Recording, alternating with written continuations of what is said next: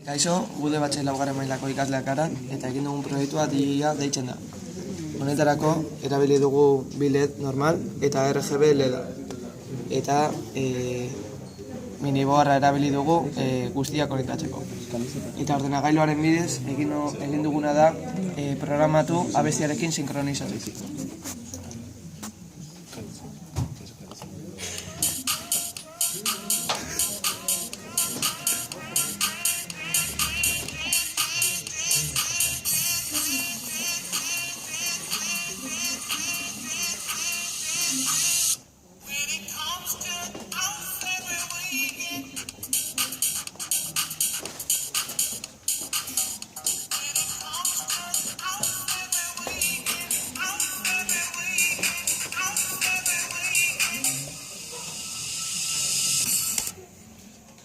Bueno, nosotros. Y de ellos. A ver.